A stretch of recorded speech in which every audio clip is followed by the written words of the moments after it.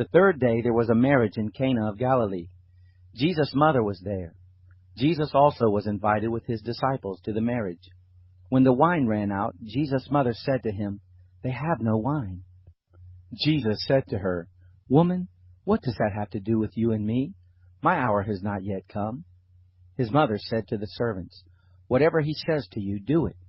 Now there were 6 water pots of stone set there after the Jews' manner of purifying, containing 2 or 3 metrites apiece.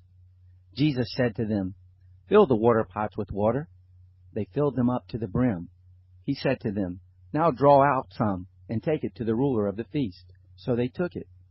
When the ruler of the feast tasted the water now become wine, and didn't know where it came from, but the servants who had drawn the water knew, the ruler of the feast called the bridegroom and said to him, "Everyone serves the good wine first, and when the guests have drunk freely, then that which is worse.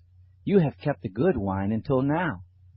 This beginning of his signs Jesus did in Cana of Galilee, and revealed his glory, and his disciples believed in him. After this he went down to Capernaum, he and his mother, his brothers, and his disciples, and they stayed there a few days. The Passover of the Jews was at hand, and Jesus went up to Jerusalem. He found in the temple those who sold oxen, sheep, and doves, and the changers of money sitting. He made a whip of cords and threw all out of the temple, both the sheep and the oxen, and he poured out the changers' money and overthrew their tables. To those who sold the doves he said, "Take these things out of here. Don't make my Father's house a marketplace."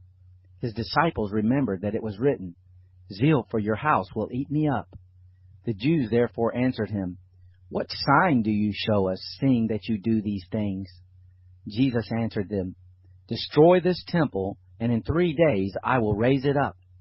The Jews therefore said, 46 years was this temple in building, and will you raise it up in 3 days?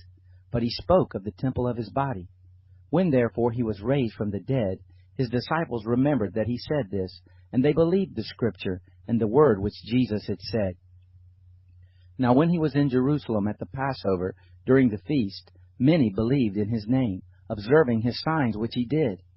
But Jesus didn't trust himself to them, because he knew everyone, and because he didn't need for anyone to testify concerning man, for he himself knew what was in man.